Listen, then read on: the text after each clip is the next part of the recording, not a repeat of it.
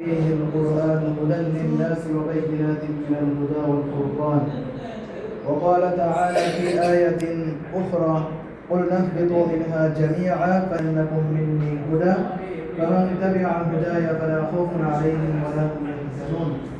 وقال تعالى في آية أخرى: ولقد يسرنا القرآن للذكر فهل من مدكر. صدق الله العظيم. قال النبي صلى الله عليه وسلم: خيركم من تعلم القرآن وعلمه أو كما قال النبي صلى الله عليه وسلم. আমি আমার আলোচনার শুরুতেই মহান রবের দরবারে শুকরিয়া আদায় করি। আল্লাহ পাক রব্বুল আলামিন এই মাহে রমাদানের পবিত্র শুক্রবারে জুমার দিন ইফতারের আগ মুহূর্তে কোরআন ও হাদিসের আলোকে আপনাদের খেদমতে কিছু আলোচনা করার তৌফিক দান করেছেন এবং আমি শুকরিয়া আদায় করি আলহামদুলিল্লাহ। আসলে আমরা জানি সবচেয়ে বড় বিনিয়োগ হচ্ছে সন্তানের জন্য বিনিয়োগ। অর্থাৎ হাদিস শরীফে আসছে, একদিন আমরা যখন দুনিয়া থেকে চলে যাব তখন আপনার আমলের যত রাস্তা ছিল সব রাস্তা আল্লাহ বন্ধ করে দিবেন। তখন আপনি আমি চাইলেও সালাত আদায় করতে পারবো না, যাকাত দিতে পারবো না, হজে যেতে পারবো না, কোনো ভালো কাজে শরীক হতে পারবো না। আল্লাহ তাআলা মৃত্যুর সাথে, ইন্তেকালের সাথে সাথে একজন বান্দা বা একজন বান্দির যত আমলের রাস্তা আছে সব রাস্তা বন্ধ করে দেন। তবে মহানবী সাল্লাল্লাহু আলাইহি সাল্লাম এই হাদিস শরীফে বলেছেন যে কেউ যদি তার নেক সন্তান দুনিয়াতে রেখে যায় তাহলে ওই সন্তান যতগুলো ভালো কাজ করবে তার মা বাবা, তার অভিভাবক কবরের থেকে তার ওই সন্তানের নেক আমলের একটি অংশ পেতে থাকবে এবং এটা অনন্তকাল যাবৎ পেতেই থাকবে। কারণ ওই সন্তান তার পরের জেনারেশনকে আবার এই শিক্ষাগুলো দিয়ে যাবে।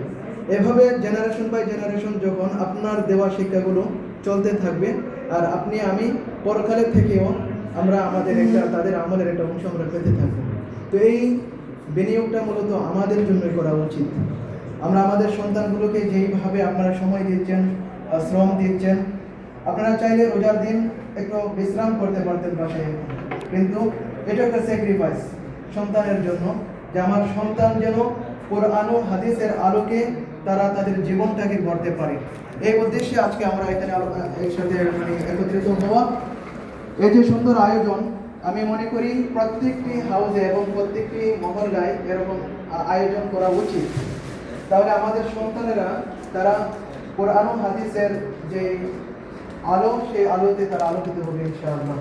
আমি ধন্যবাদ জানাই এই সুবাস্ত রেডিয়েন্সের যারা আয়োজক কমিটি এবং আপনারা যারা নানানভাবে এই আয়োজনের সাথে সম্পৃক্ত, এখানে যারা উপস্থিত হয়েছেন, যারা হবেন, আমি সবার প্রতি কৃতজ্ঞতা প্রকাশ করি।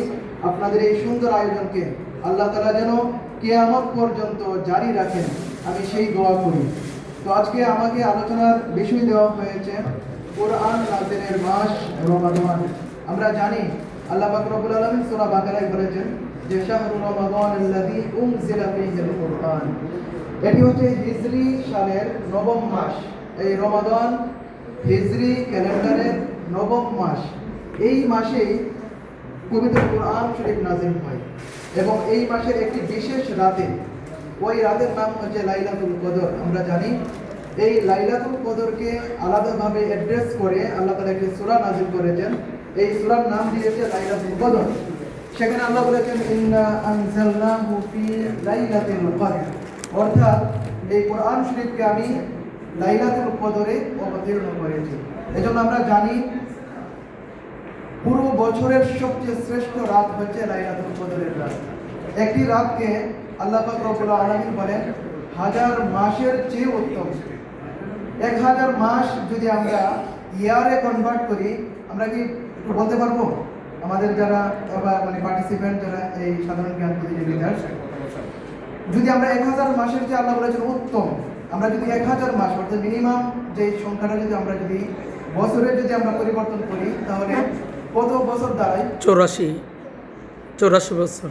তার মানে বোঝা যাচ্ছে আমরা আমাদের লাইফ টাইম, অর্থাৎ আমরা যে আমাদের জীবনটা আমরা পাচ্ছি। মহানবী সাল্লাল্লাহু আলাইহি সাল্লাম বলেছেন কারো বয়স যখন 60 হয়ে যায়, 60 ইয়ার্স, এরপরের যে বয়সটা এটা তার বোনাস। কেউ 70-তে, কেউ 80-তে, কেউ 90-তে ইন্তেকাল করেন। 60-র আগ পর্যন্ত হচ্ছে আমাদের মেইন লাইফ টাইম। তারপরে অসুখ বিসুখ নানান ধরনের জটিলতার মধ্যে আমাদের জীবনটা কাটে। তাহলে আমরা সুস্থ শরীরে 84 বছর আমরা আসলে পাই না, কিন্তু আল্লাহ পাক রব্বুল আলামিন আমাদেরকে এমন এক নিয়ামত দান করেছেন এই কোরআন শরীফের উসিলায়, মহানবী সাল্লাল্লাহু আলাইহি সাল্লামের উসিলায়, যে এক রাত যদি কেউ ইবাদত করে তাহলে তাকে আল্লাহ তাআলা 1000 মাস ইবাদত করার চেয়ে বেশি সওয়াব দান করবেন। সুবহানাল্লাহ। এই রাতটা কয়েকদিন পরে আসছে, মাহে রমজানের শেষ দশকে তালাশ করতে বলা হয়েছে। তাহলে এই কোরআন শরীফ আল্লাহ তাআলা নাযিল করেছেন কেন? উদ্দেশ্য কি? এর হিকমত কি? প্রয়োজনীয়তাটা কি? আল্লাহ পাক রব্বুল আলামিন এটিও বলে দিয়েছেন। আল্লাহ তাআলা কখনো বলেছেন হুদাল লিন নাস, কখনো বলেছেন হুদাল লিল মুত্তাকিন, আবার কখনো বলেছেন যে রহমত। কোরআন শরীফ হচ্ছে মানুষের জন্য, আল্লাহ তাআলার যে এই কায়নাত মাখলুকাত সবার জন্য এটা একটা রহমত। অপর আয়াতে বলেছেন ওয়াশিফাউল লিমা ফিস সুদূর, এটি মানুষের অন্তরের এটা একটা শেফা দানকারী। অর্থাৎ আমাদের মনে নানান ধরনের অসুখ বিসুখ অসুবিধা, আমাদের মধ্যে অনেক ধরনের দুশ্চিন্তা, অনেক ভয় টেনশন কাজ করে। আল্লাহ পাক রব্বুল আলামিন বলেছেন যার জীবনটা কোরআনময় হবে, কোরআনের সাথে যার ওঠা বসা হবে, তার মনে আর কোনো দুশ্চিন্তা থাকবে না, কোনো পেরেশানি থাকবে না, তার মধ্যে আর কোনো হতাশা থাকবে না, তার মধ্যে আর কোনো অতৃপ্তি থাকবে না, অপ্রাপ্তি থাকবে না। আল্লাহ তাআলা সব কিছু দূর করে দিবেন।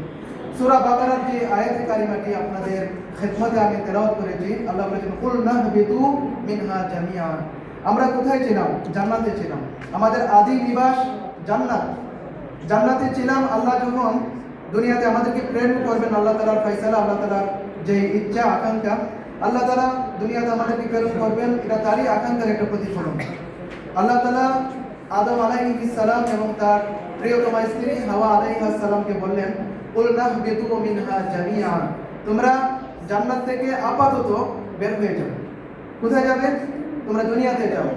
কুল নাহবিতু মিনহা জামিআ, এই আদেশ পাওয়ার পর আদম আলাইহিস সালাম এবং আমরা রূহের জগতে আমরাও ছিলাম তখন। এজন্য আল্লাহ তাআলা এখানে প্লুরাল ব্যবহার করেছেন, বহু বচন ব্যবহার করেছেন, যে তোমরা সবাই আপাতত জান্নাত থেকে একটু বের হয়ে দুনিয়ার জমিনে যাও। এবং আল্লাহ তাআলা আমাদেরকে এত বেশি মহব্বত করেন, তিনি বলেছেন ফাইম্মা ইয়াতিয়ান্নাকুম মিন্নি হুদা, আমার নিকট আমার তরফ থেকে তোমাদের কাছে অচিরেই একটা হুদা যাবে। হুদা মানে হচ্ছে গাইড বুক, হুদা মানে হচ্ছে রাসূল বা প্রফেট, মেসেঞ্জার। আল্লাহ পাক রব্বুল আলামিন বলেছেন তোমাদেরকে জান্নাতে আবার ফিরিয়ে নেওয়ার জন্য, তোমাদের আদি নিবাসে আবার যেন তোমরা সহজে ফেরত আসতে পারো, এজন্য আমি তোমাদেরকে একটা গাইড বুক দেব, মেসেঞ্জার পাঠাবো, নবী পাঠাবো, প্রফেট পাঠাবো। তোমরা যদি তাদের কথা শোনো, তোমরা যদি আমার পাঠানো কিতাবকে অনুকরণ করো, আল্লাহ পাক রব্বুল আলামিন বলেছেন ওয়ালা খাউফুন আলাইহিম ওয়ালা হুম ইয়াহজানুন। খাউফ, আরবি খাউফ শব্দের অর্থ হচ্ছে ভয়। ভয় সাধারণত আমাদের সামনে থাকে। পরে আল্লাহ বলেছেন ওয়ালা খাউফুন আলাইহিম ওয়ালা হুম ইয়াহজানুন। এই হুজনুন শব্দের অর্থ হচ্ছে পেরেশানি। পেরেশানি মূলত থাকে পেছনের দিকে। আল্লাহ বলেছেন তোমাদের কোনো পেরেশানিও থাকবে না, তোমাদের কোনো ভয়ও থাকবে না, যদি তোমরা আমার পাঠানো কালামুল্লাহ শরীফকে তোমরা অনুসরণ করো, কোরআন শরীফকে তোমরা ধারণ করো, এবং কোরআন শরীফ অনুযায়ী যদি তোমরা তোমাদের জীবনটাকে চালাতে পারো, আল্লাহ বলেছেন তোমাদের কোনো ভয়ের কারণ নেই। খাউফ মানে হচ্ছে আপনার ফিউচার, ইন ফিউচার যতগুলো চ্যালেঞ্জ আছে আমাদের জীবনে, এগুলো নিয়ে আমাদের ভয় কাজ করে, যে আমাদের সন্তানকে আমরা ঠিকমতো তাদের জায়গা মতো আমরা পৌঁছে দিতে পারবো কিনা, তার পড়াশোনা, তার ইত্যাদি সব কিছু, তার একটা সুন্দর একটা ফিউচার আমরা তাদেরকে উপহার দিয়ে যেতে পারবো কিনা। এই যে একটা বিষয়, এটাকে বলা হয় খাউফুন। খাউফুন, দুনিয়ার জীবন শেষ করে আমি যে পরকালে যাব, আমার প্রথম ঘাঁটি হবে কবর। এই কবরের জীবনে আমি এই তিনটি সওয়াল করা হবে, তিনটি প্রশ্ন করা হবে, এই প্রশ্নের উত্তর আমি দিতে পারবো কিনা। এই যে আমাদের ভিতরে একটা ভয় কাজ করে, আল্লাহ পাক রব্বুল আলামিন বলেছেন যে ব্যক্তি কোরআন শরীফ পড়বে, কোরআন শরীফের উপর আমল করবে, কোরআন শরীফ অনুযায়ী জীবনকে গড়বে, আল্লাহ বলেছেন তার ফিউচার টাইমে দুনিয়াতে হোক বা পরকালে হোক তার আর কোনো ভয় থাকবে না। সুবহানাল্লাহ। এই কোরআন শরীফ আমাদের ঘরে ঘরে শোভা পাচ্ছে। আমি এমন কোনো ঘর আমি বলতে পারবো না যে কোনো বাসায় বা কোনো বাড়িতে কোরআন শরীফ নেই। সবার বাসায় বুকশেলফে অথবা নির্দিষ্ট জায়গাতে আমরা কোরআন শরীফ সংরক্ষণ করে রাখি, আলহামদুলিল্লাহ। কিন্তু প্রশ্ন হচ্ছে আমরা কোরআন শরীফ নিয়মিত পড়ি কিনা। আরেকটি প্রশ্ন হচ্ছে আমরা কোরআন শরীফের উপর আমল করি কিনা। এই দুইটি প্রশ্নের উত্তর যদি হয় হ্যাঁ, আলহামদুলিল্লাহ, আর যদি হয় না, তাহলে আমরা এখন থেকে শুরু করতে পারি ইনশাআল্লাহ। এই মাহে রমজান আমাদেরকে রিমাইন্ডার দিচ্ছে যে আমি আবার ফেরত আসছি তোমার জীবনে। আমি সেই মাস যেই মাসে দুনিয়ার বুকে আমি অবতীর্ণ হয়েছিলাম, যেই মাসে জিবরাইল আলাইহিস সালাম আল্লাহর তরফ থেকে আমাকে এই জমিনে প্রেরণ করা হয়েছিল। তোমরা আসো, ফিরে আসো, আমার দিকে ফিরে আসো। মুহতারাম হাজিরিন, মুহতারাম অভিভাবকবৃন্দ এবং আমাদের আজকে যারা সোনামণিরা যারা আসছেন, সবাইকে আমি অনুরোধ করব, এই মাহে রমজান মাস চলে যাচ্ছে, আজকে 16তম রোজা, আর মাত্র 13 থেকে 14টা রোজা আমরা পাবো। দিনগুলা দেখতে দেখতে চলেই যাবে। আমরা যেন আগামী দিনগুলা যেন হেলাই যেন আমরা নষ্ট না করি। এজন্য আমি কয়েকটি বিষয় আপনাদেরকে অনুরোধ করব। এখন থেকে যে আগামীকাল 17 রমজান, 17 রমজান আমরা জানি একটি গুরুত্বপূর্ণ দিন। কেউ কি বলতে পারবেন এই দিনটি কেন বেশি গুরুত্বপূর্ণ? ইসলামের ইতিহাসে একটি ঐতিহাসিক ঘটনা ঘটে গিয়েছিল, এজন্য 17 রমজান একটি দিবস পালন করা হয়। কেউ কি আমাদের সামনে যারা অডিয়েন্স আছেন সম্মানিত, আপনাকে বলতে পারবেন 17 রমজান একটি দিবস আমরা পালন করি, বদর দিবস, তাই না? বদর দিবস। বদর দিবস আমরা জানি 2য় হিজরি সনের এই রমাদান মাসে এই অমুসলিমরা ইসলামকে দুনিয়ার বুক থেকে চিরতরে বিলীন করে দেওয়ার জন্য তারা মক্কা থেকে মদিনায় এসেছিল আক্রমণ করার জন্য। এখান থেকে একটা লেসন বা একটা শিক্ষা আমরা এখানে দেখতে পাই, সেটি হচ্ছে ইসলামের যতগুলা যুদ্ধ হয়েছে এখন পর্যন্ত কোনো যুদ্ধ মুসলমানরা কখনো আগে আক্রমণ করেনি। মুসলমানরা প্রথমে আক্রান্ত হয়েছে মুসলমানদের জান মাল বাঁচানোর জন্য, জীবন জীবিকা সেভ করার জন্য মুসলমানরা এই তলোয়ার অস্ত্র হাতে নিতে বাধ্য হয়েছে। বদর প্রান্তর মদিনার নিকটে, মক্কার নিকটে না, অর্থাৎ মক্কার কাফেররা মুসলমানদেরকে মদিনায় আক্রমণ করতে এসেছিল। আল্লাহ তাআলা আদেশ করেছেন যে ফাদরিবু ফাওকাল আনাবি ওয়াদরিবু মিনহুম কুল্লা বানান। যেহেতু ওরা এত বাড়াবাড়ি করেছে, এত সীমা অতিক্রম করে যাচ্ছে, এবার তাদেরকে পাকড়াও করেন। মুসলমানদের সংখ্যা ছিল মাত্র 313 জন। মুসলমানরা সংখ্যায় কখনো বিজয়ী হয়নি। সংখ্যাটা মুসলমানদের মাঝে একটা মিনিংলেস বিষয়। একজন মুসলমান যদি মুসলমানের মতো হয়, একজন মুসলমান পুরো বিশ্বকে কাঁপাতে পারে, একজন মুসলমান পুরো বিশ্বকে কালিমার পতাকা উড়িয়ে দেখাতে পারে, একজন মুসলমান যথেষ্ট। এজন্য আমরা বিশ্বাস করি, সম্মানিত অভিভাবক বৃন্দ, আপনারা আপনাদের সন্তানদেরকে যেইভাবে কোরআন ও হাদিসের আলোকে যেইভাবে আলোকিত করে যাচ্ছেন, আমরা আশা করি ইনশাআল্লাহ এই মানুষগুলোর মধ্য থেকে একদিন আমাদের নবী রাসূলদের দরজা বন্ধ হয়ে গিয়েছে, কিন্তু ওলি আউলিয়া গাউস কুতুবদের, ইসলামিক স্কলারদের যেই দরজা, এটা কিন্তু আল্লাহ বন্ধ করেননি। আমাদের বিশ্বাস আমাদের সোনামণিদের মধ্য থেকে বড় বড় আলেম, ওলামা, ইসলামিক স্কলার, সুন্দর চিন্তার মানুষ তৈরি হবে এবং তারা দেশের জন্য, দেশের জন্য, মানুষের জন্য তারা কাজ করবে ইনশাআল্লাহ। তো আগামীকাল বদর দিবসে আমরা যেন ওই দিবসটাকে আমরা ইনশাআল্লাহ একটু স্টাডি করি। মুসলমানদের এখান থেকে অনেকগুলো শিক্ষা রয়েছে, সেই শিক্ষাগুলো যেন আমরা ধারণ করতে পারি। আল্লাহ তাআলা আমাদেরকে তৌফিক দান করুন। আল্লাহ পাক রব্বুল আলামিন সূরাতুল কমারের মধ্যে কোরআন শরীফ সম্পর্কে বলেছেন, ওয়ালাকাদ ইয়াসসারনাল কুরআনা লিযিকরি ফাহাল মিন মুদ্দাকির। আমি কোরআন শরীফকে সহজ করে দিয়েছি। কোরআন শরীফ কঠিন না। কোরআন শরীফ পড়া, কোরআন শরীফ শিক্ষা গ্রহণ করা, শিক্ষা দেওয়া, কোরআন শরীফের উপর আমল করা, এটা সহজ। এটা আল্লাহ বলেছেন সূরা আল কমার, সূরা আর রহমানের ঠিক আগের সূরাটি সূরাতুল কমার। এই সূরায় আল্লাহ তাআলা এই আয়াতটি 4 বার রিপিট করেছেন, ওয়ালাকাদ ইয়াসসারনাল কুরআনা লিযিকরি ফাহাল মিন মুদ্দাকির। আমি কোরআন শরীফকে তোমাদের জন্য সহজ করে দিয়েছি, অতএব তোমরা এটিকে উপলব্ধি করার জন্য আসো। কোরআন শরীফকে ধরো, কোরআন শরীফকে তেলাওয়াত করো, কোরআন শরীফের অনুবাদ পড়ো, তাফসীর বুঝো, তারপর আমল করো। জীবন সুন্দর হয়ে যাবে ইনশাআল্লাহ, সমাজ সুন্দর হয়ে যাবে ইনশাআল্লাহ। মহানবী সাল্লাল্লাহু আলাইহি ওয়াসাল্লাম যখন দেখলেন মক্কার আনাচে কানাচে ঘুরে মানুষে শুধু হানাহানি কাটাকাটি। এখানে মেয়ে শিশুদের কোনো অধিকার ছিল না, মেয়ে শিশু কি কোনো মানুষের কোনো অধিকার ছিল না। যার জোর আছে তার মতলব তার কথা এটাই। মহানবী সাল্লাল্লাহু আলাইহি সাল্লাম এই বৈষম্য, এই অনাচার বিবিচার, এই জুলুম যখন দেখলেন, তিনি চেষ্টা করে গেলেন মানুষগুলোকে সুন্দরের পথে, হকের পথে, ন্যায়ের পথে ডাকলেন। তেমন কোনো সারা শব্দ পাওয়া যাচ্ছে না। তিনি হিলফুল ফুজুল গঠন করলেন, মক্কার শান্তি প্রিয় যুবকদেরকে নিয়ে কাজ করলেন। এভাবে তিনি প্রায় 23 বছর কাজ করলেন, তেমন কোনো সারা শব্দ পাওয়া যায়নি। ওনার বয়স যখন 17 থেকে 40, অর্থাৎ এই 23 বছরে উনি সামাজিকভাবে অনেক কাজ করেছেন, তেমন কোনো পরিবর্তন আমরা ইতিহাসের পাতায় তেমন দেখতে পাইনি। কিন্তু মহানবী সাল্লাল্লাহু আলাইহি সাল্লামের বয়স যখন 40, তাকে আল্লাহ পাক রব্বুল আলামিন যখন নবুয়তের সুসংবাদ দান করলেন, এই নবুয়ত প্রাপ্তির পরে অর্থাৎ কোরআন শরীফ যখন নাযিল হওয়া শুরু করলো, মহানবী সাল্লাল্লাহু আলাইহি সাল্লামের হাদিস শরীফ এবং কোরআন শরীফ এই দুইয়ের সমন্বয়ে যখন মানুষকে ডাকা শুরু হলো, দেখা গেল যে এক সময় ওয়ারাইতান নাসা ইয়াদখুলুনা ফি দীনিল্লাহি আফওয়াজা। এই আফওয়াজা মানে হচ্ছে দলে দলে, ইসলামের পতাকা তলে মানুষ প্রবেশ করতে লাগলো। এর বড় একটা কারণ হচ্ছে এই কোরআন শরীফ।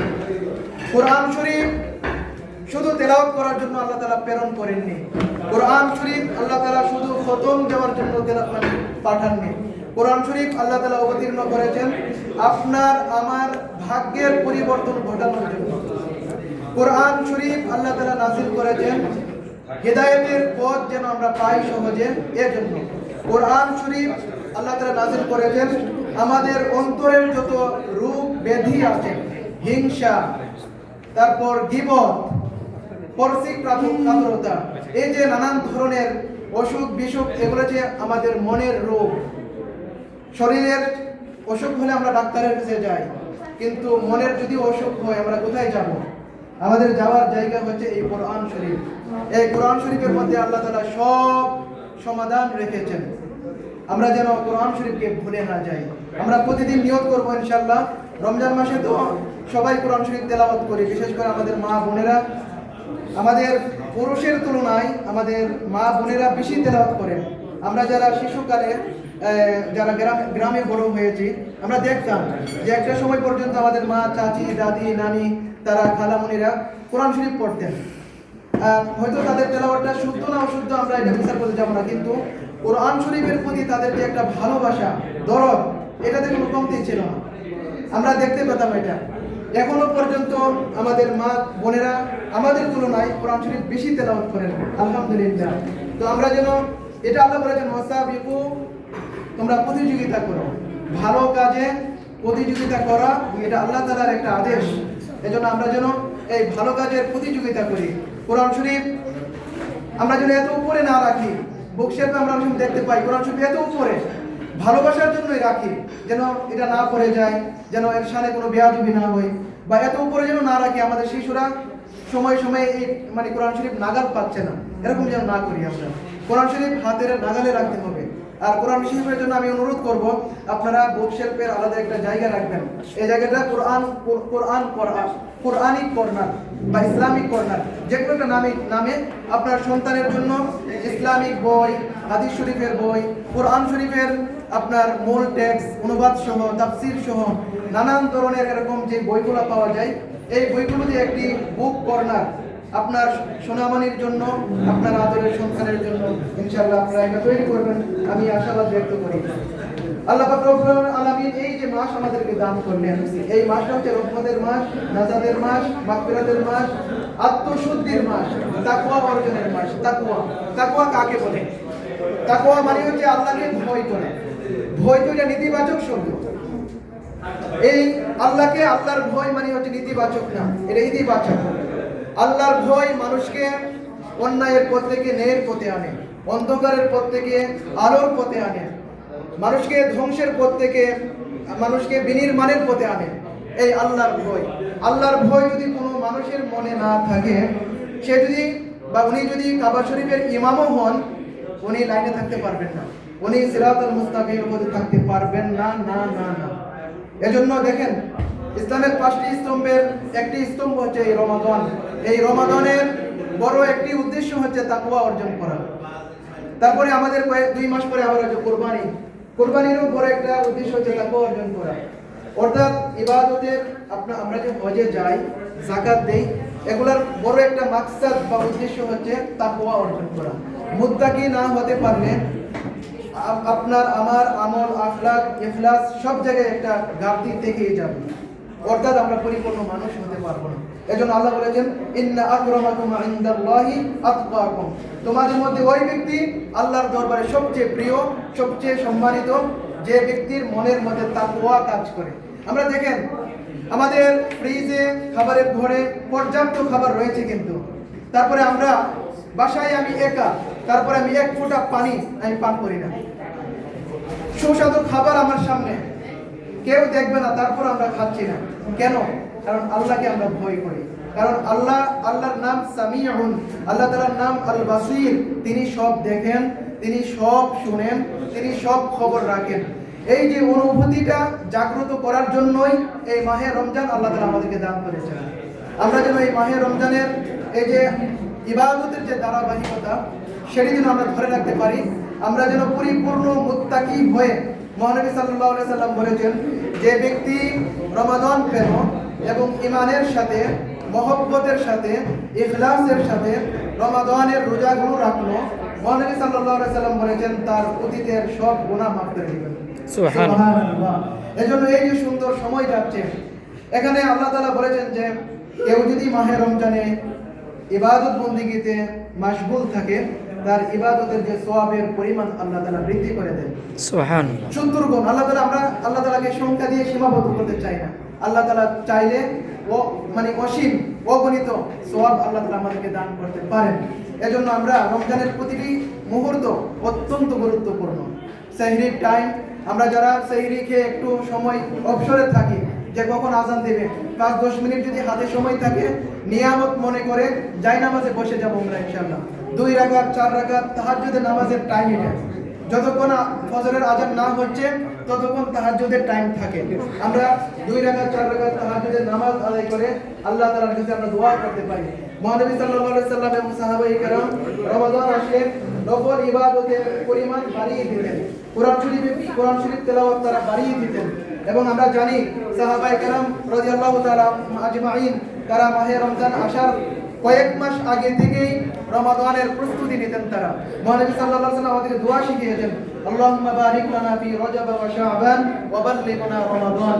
ইয়া আল্লাহ, আমাদেরকে এই রজব শাবান মাসে বরকত দান করেন, রমাদান পর্যন্ত আমাদের জীবনকালকে বাড়িয়ে দেন, অর্থাৎ আমরা যেন রমজানের রহমত, বরকত, নাজাত এগুলো থেকে বঞ্চিত না হই। তারা কাজের পরিমাণ আগে থেকেই কমিয়ে দিতেন, যেন রমাদান মাসটাকে আল্লাহ তাআলার জন্য ইবাদতে মশগুল থাকতে পারেন। তো আমরাও যেন তাদের এই পথ, তাদের এই আমলগুলো যেন আমরা অনুসরণ করতে পারি। আমি আপনাদের এই আয়োজনে যুক্ত হতে পেরে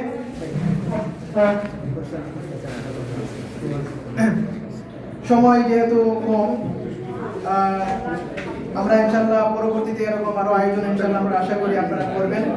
আমাদের এই সিলসিলা, এই আয়োজন ইনশাআল্লাহ কিয়ামত পর্যন্ত আল্লাহ তাআলা জারি রাখুন, আমরা দোয়া করি। এবং এটা আমাদের স্বার্থে, আমাদের ভবিষ্যৎ প্রজন্মের স্বার্থে। আমি একটু আগে শুনছিলাম যে আমাদের এই সোনামণিরা এত সুন্দর করে কোরআন শরীফ তেলাওয়াত করে, মাশাআল্লাহ। আমরা আশাবাদী এখান থেকে আমাদের সোনামণিদের মধ্য থেকে ভালো হাফেজ তৈরি হবে ইনশাআল্লাহ একদিন।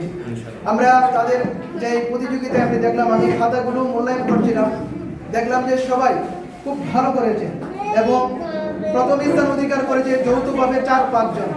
তার মানে আমাদের অভিভাবকরা আমাদের সন্তানের প্রতি অত্যন্ত যত্নশীল, এটা প্রমাণিত হলো। আপনাদের এই আন্তরিকতা আল্লাহ তাআলা কবুল করুন।